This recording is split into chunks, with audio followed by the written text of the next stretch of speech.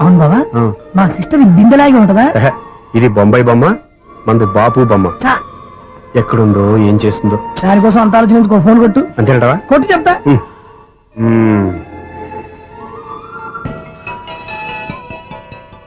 ఎవరి మధ్యలో సుత్తిపోను? ఇంకెవరు? నా హీరో. హలో, ఏమిటి ఎలా ఉన్నారు?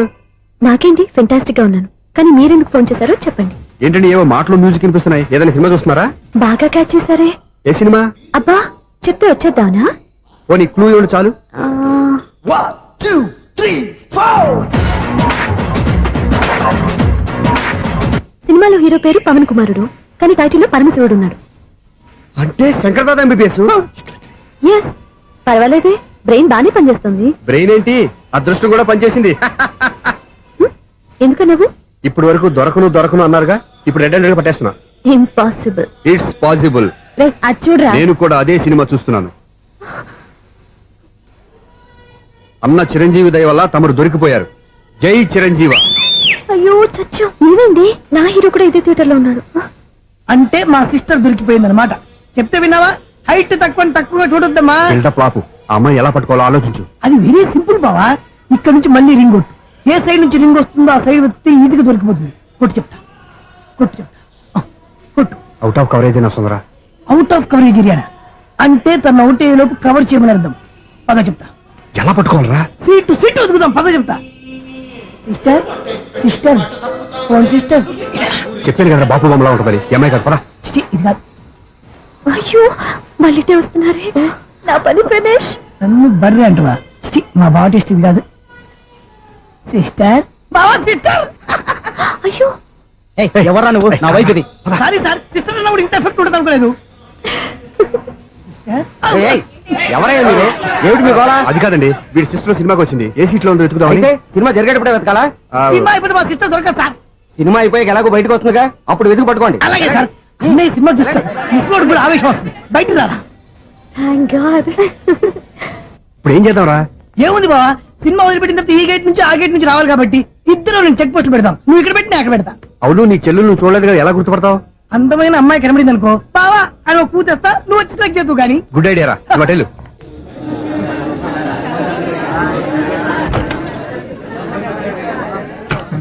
ఎలా ఆంటీ, పెద్ద ఆంటీ.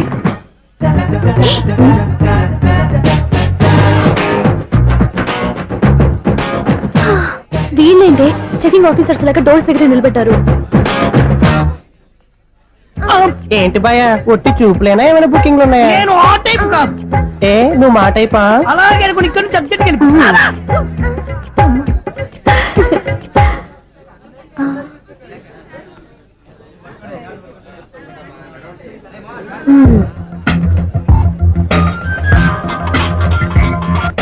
హలో, నా కోసం పెద్ద వల్ల వేసినట్టున్నారు. మామూలు వాళ్ళ ఐరన్ వాళ్ళ. అయినా నన్ను పట్టుకోవడం మీ వల్ల కాదు. అది చూద్దాం, ఈ రోజు ఎలా తప్పించుకుంటారో చూస్తానుగా. ఏం చూసేది?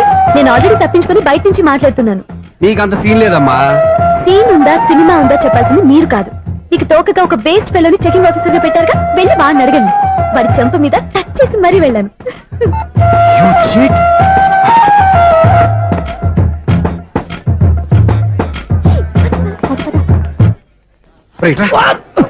నీకు అసలు బుద్ధి ఉందారా? ఏ? చేతికి అందిన అమ్మాయిని వదిలేస్తావా?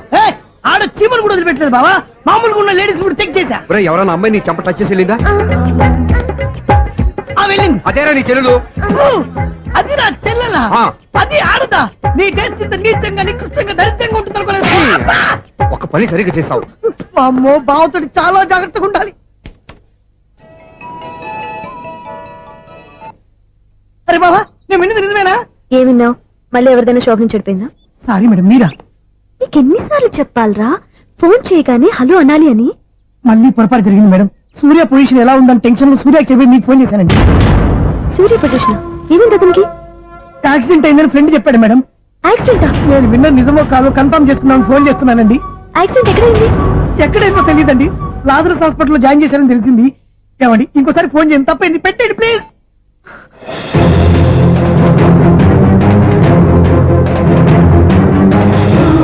Auto Lazarus hospital.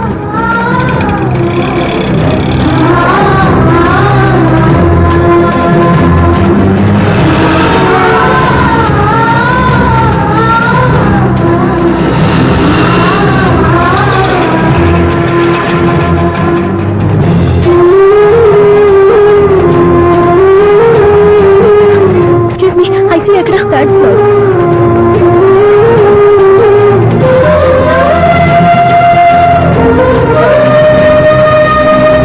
Excuse me, ఇక్కడ సూర్య అనే పేరు మీద ఎవరైనా అడ్మిట్ అయ్యారా? Surya accident case.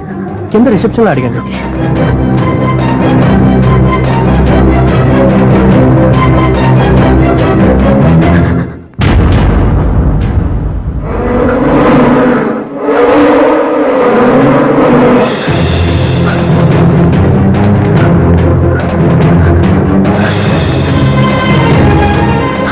సూర్య పేరు మీద ఎవరైనా అడ్మిట్ అయ్యారా? Just minute.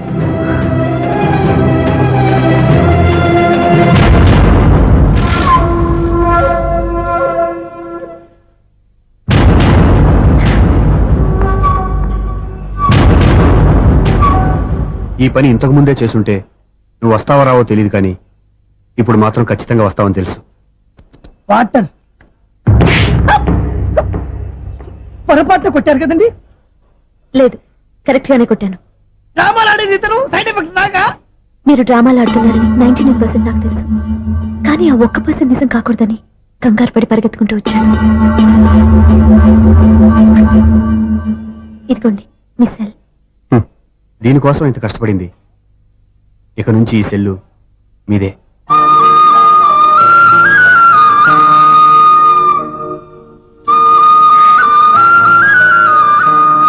వీళ్ళిద్దరి మధ్యలో నేనెందుకు? ఏం నాన్న మీరనేది? అబ్బాయి చక్కగా ఉంటాడు, చదువుకున్నవాడు, మంచి పొజిషన్లో ఉన్నాడు, పైగా మనకి బంధువు. చిన్నప్పటి నుంచి అతను నీకు తెలుసు కాబట్టి ఈ సంబంధం ఫిక్స్ చేశాను. మీరు ఫిక్స్ చేసే ముందు నన్ను ఒక మాట అడగాల్సింది నాన్న.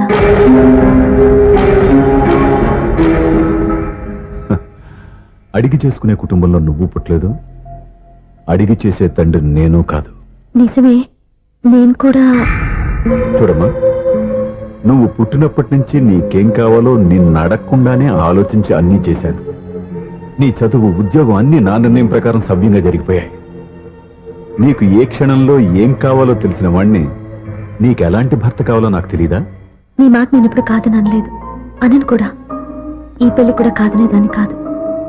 నా మనసులోకి వేరొక రాకముందైతే. క్షమించండి నాన్న, నేను ఒకతన్ని ప్రేమించాను. అతన్ని తప్ప వేరెవరిని చేసుకోలేను.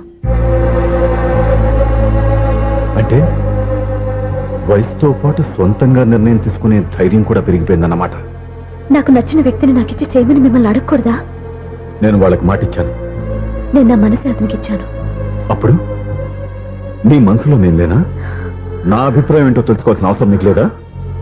ఈ మాటలు, మనసులు జీవితాన్ని నిలబెట్టావు. నేను చెప్పిన సంబంధం నువ్వు చేసుకుని తీరాలి. దయచేసి నన్ను బలవంతం చేయొద్దు. ఎదురుగా నిలబడి మాట్లాడడానికి ఆలోచించే నా కూతురు ఎదిరించి మాట్లాడుతుంటే బలవంతం చేయక ఏం చేయమంటావో చెప్పు. మిమ్మల్ని ఎదిరించే పొరపాటు నేను ఎప్పుడూ చేయలేను. దయచేసి నన్ను అర్థం చేసుకోండి. ఓ పని చేయి,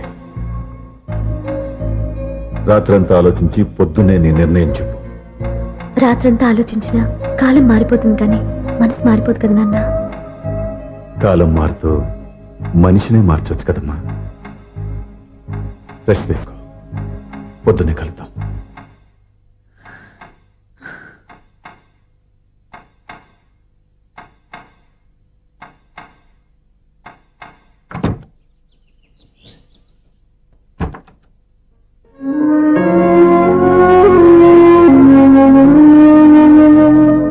టీ తీసుకోండి.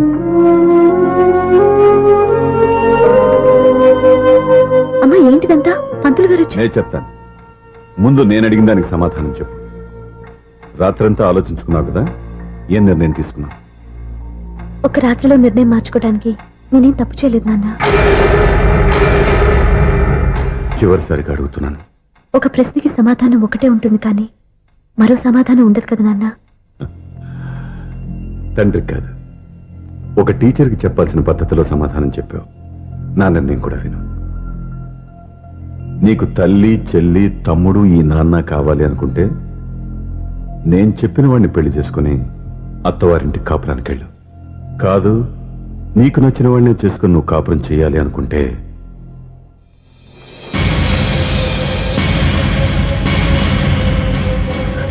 నాన్న నా మాటకి నా నిర్ణయానికి కట్టుబడి నన్ను గౌరవించేదే నా కూతురు. నా మాట కాదని ఎప్పుడైతే సొంత నిర్ణయాలు తీసుకుందో అప్పుడే నా కూతురు చచ్చిపోయింది.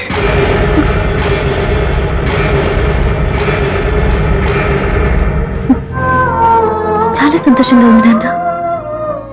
ఏ తల్లిదండ్రులైనా ఎక్కడ టార్గెట్ చేస్తారో మీరు కూడా అక్కడే టార్గెట్ చేశారు. ఇన్నాళ్ళు కలిసి బతికిన అమ్మ, నాన్న, చెల్లి, తమ్ముడు విడిపోకూడదని ఒక్క క్షణం మీరు పొరపాటుగా ఆలోచించి మీరు చెప్పిన వాడిని పెళ్లి చేసుకున్నాను. జీవితాంతం నేను బాధపడాలి. లేదు, ఈ క్షణమే సరైన నిర్ణయం తీసుకుని నాకు నచ్చిన వాడిని చేసుకుంటే ఏ నాటికైనా మిమ్మల్ని ఒప్పిస్తాను.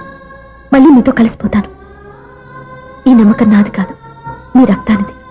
ఆ రక్తంతో పాటు పంచిన మీ ప్రేమది. ఆ ప్రేమ నువ్వు చంపేశావు. నా గొంతులో ప్రాణం ఉన్నంత కాలం నువ్వు అనుకున్నట్టు జరగదు. నేను మారను. మారుతారు, కాలం మారుస్తుంది. నీ నమ్మకం నీది, నా నమ్మకం నాదే. నువ్వు వెళ్ళొచ్చు.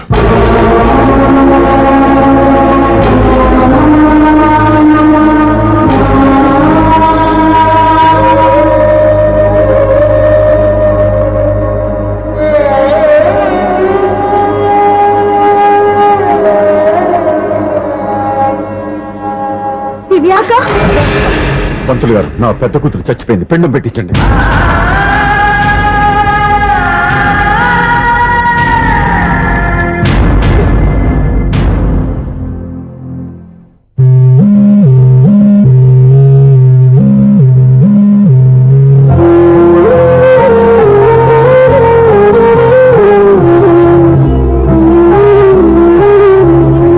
ఏంటి దివ్య, ఇలా కన్నీళ్లతో మన లైఫ్ స్టార్ట్ చేయడం ఏమైనా బాగుంటుందా? మా ఇంట్లో మా వాళ్ళ సమక్షంలో జరగాల్సిన సాంప్రదాయం ఎవరు లేకపోవడంతో చాలా బాధగా ఉంది. ఏంటి అలా మాట్లాడుతున్నావు? మా అమ్మ నాన్న ఉన్నారుగా. చచ్చా, అత్తమాల గురించి కాదండి.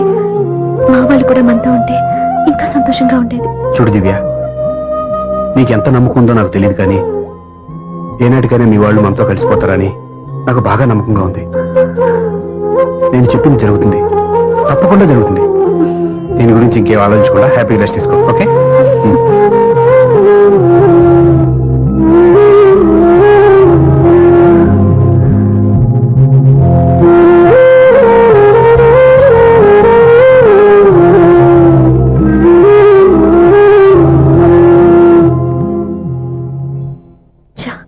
ఫస్ట్ నైట్ తను అప్సెట్ చేశాను.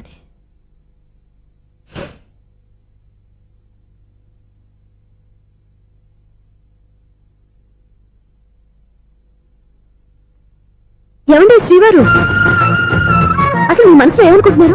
నేనేమనుకోవట్లేదే. ఏమనుకోవట్లేదా? ఇది మన ఫస్ట్ నైట్. కాదనలేదే. నేను ఈ కార్నర్లో మీరు ఆ కార్నర్లో పడుకుంటే చూసేవాళ్ళు ఏమనుకుంటారు?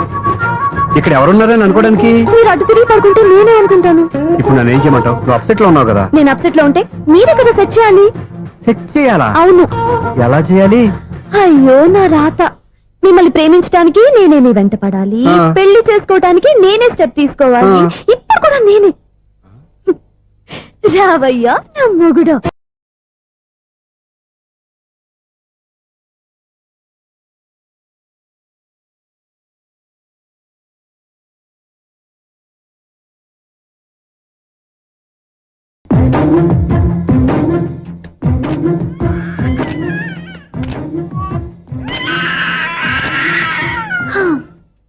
నిన్ను నీ బాబుని రెడీ చేయటం నా వల్ల కాదు. మీ నాన్న మీ అమ్మ కోసం తాజ్మహల్ కట్టాడు. ఇప్పటి వరకు చూపించకుండా దాచేశాడు. ఇప్పుడు మనం వెళ్ళి చూడబోతున్నాం. దివ్య, వస్తున్నా. ఇంకా రాయాల్సిన చాలా ఉన్నాయి, తొందరగా రాయి. కంగారు పెట్టకండి, తప్పులు రాసేస్తాను. వెళ్దామా? ఏంటి దివ్య ఇంత లేటు? ఊరికే టెన్షన్ పడకరా, అమ్మాయిని జాగ్రత్తగా తీసుకెళ్ళు. ఈవిడి గారికి మావగారు సపోర్టు, మాయన ఏమన్నా అంటే ఊరుకోను. మావగారికి ఏమో ఈవిడి గారి సపోర్టు. మావయ్య, మీరు అత్త వస్తే బాగుంటుంది కదా. ఎల్లుండి గృహప్రవేశం కదమ్మా, ఇంకా చేయాల్సిన పనులు చాలా ఉన్నాయి. ముందు మీరు వెళ్ళండి, తర్వాత మేము వస్తాం. సరే రా. జాగ్రత్తగా వెళ్ళండి. ఆగు, కుడికాలు ముందు పెట్టి లోపలికి రా.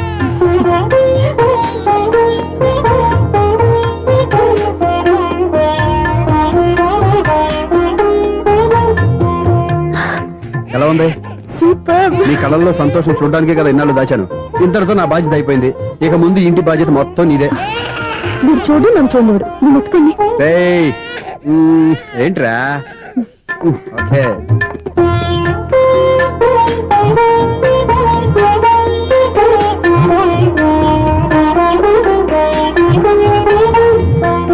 బెడ్రూమ్ చాలా బాగుందండి. నైట్ టైం ఇంకా బాగుంటుంది. మీకు వేరే పనేం లేదు. ఇదిగోరా నీ రూము, ఇది వీడి రూము. ఎలా ఉంది? చాలా బాగుంది. పైకి చూసేస్తాను. ఇల్లు నీకు నచ్చేలా కట్టాలని ఎంత ఆలోచించాను అనుకున్నావు? అంతేకాదు, అటు చూడు, బీచ్ మొత్తం కనిపిస్తుంది. వావ్. Super view. ఈ ఏరియాలో ఈ ప్లేస్ సంపాదించడానికి చాలా కష్టపడాల్సి వచ్చింది. అవునా? ఏరియా కూడా నీకు నచ్చాలి కదా. ఇదిగో ఈ పొజిషన్ చూస్తే సిటీ మొత్తం కనిపిస్తుంది. అవునండి, చాలా బాగుంది. రే, రే, రే, రే, రే, రే, రే. చాలా బాగుంది.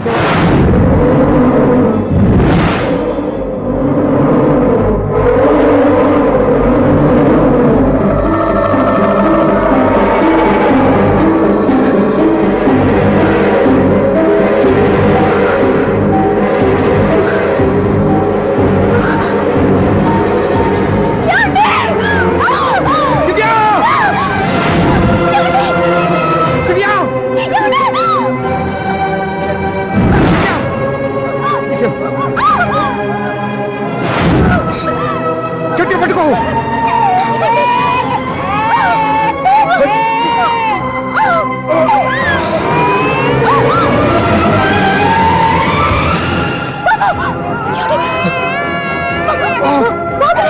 బాబుకే పోదు. నువ్వు గట్టి పట్టుకో.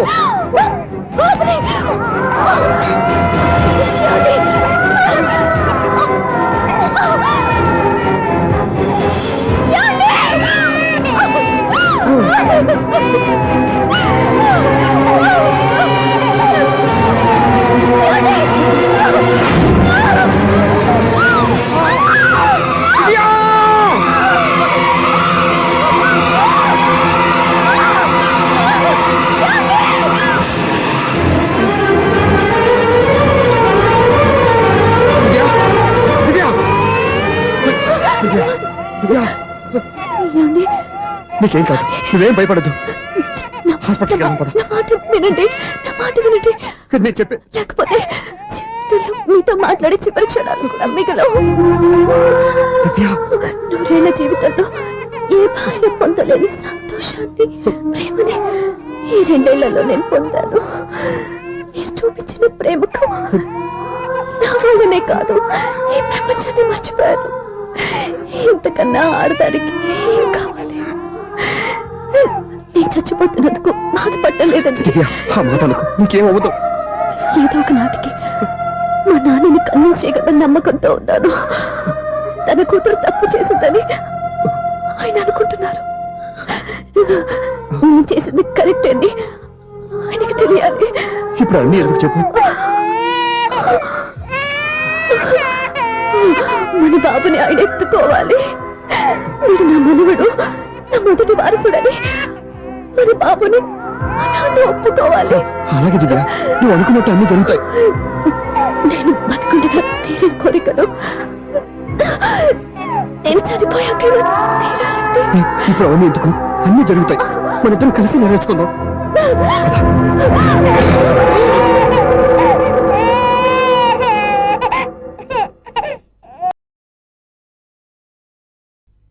పెళ్ళాం చనిపోతే మర్నాడే పెళ్లి చేసుకుంటున్న ఈ రోజుల్లో ఆమె చితిమంటలు ఇంకా నీ గుండెల్లో మండుతున్నా ఎలా సంతోషంగా ఉండగలుగుతున్నావు?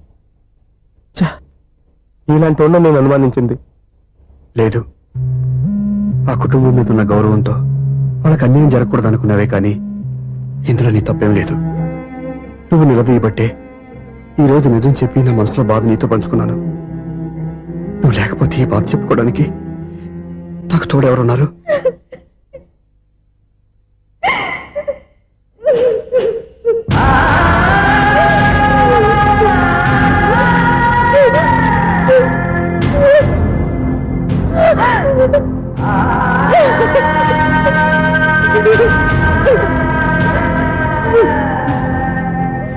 స్వప్న,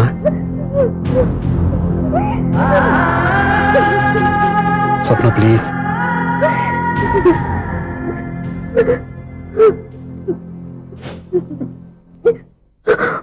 మా అక్కంటే నాకు ప్రాణం. ఇంటికి మనీ ఆర్డర్ వచ్చినప్పుడల్లా తనెక్కడో క్షేమంగా హాయిగా ఉందని సంతోషపడేదాన్ని నేను. ఏదో ఒక రోజు మా నాన్న మనసు మార్చి మళ్ళీ నాతో కలిసిపోతుందని ఆశపడేదాన్ని. కానీ ఆ ఆశ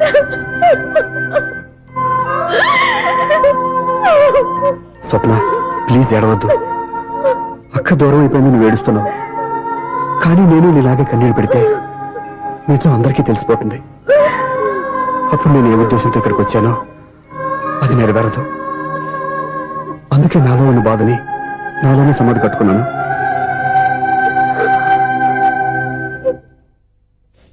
దివ్య చనిపోయిన విషయం మీకు ఇంతవరకు ఎందుకు చెప్పలేదో తెలుసా? దివ్యకి ఇచ్చిన మాట నిలబెట్టడం కోసం. అవును స్వప్న, ఈ విషయం మీకు ముందే తెలిస్తే కాదని వెళ్ళిపోయిన కూతురే పోయినప్పుడు ఆ కూతురుతో ముడివేసుకున్న సంబంధం ఎందుకని అక్కడితో వదిలేసేవాళ్ళు. అప్పుడు దివ్య చివరి ఆశ ఆమె చివరి శ్వాసతోనే ఆగిపోయేది. ఆ ఆశ నెరవేరాలంటే మీ నాన్న తన మనవాడిని గుండెలకు హత్తుకుని ముద్దాడాలి. అప్పటి వరకు నేనెవరు, ఏం జరిగిందనే విషయం ఎవరికీ తెలియకూడదు. ప్లీజ్ స్వప్న.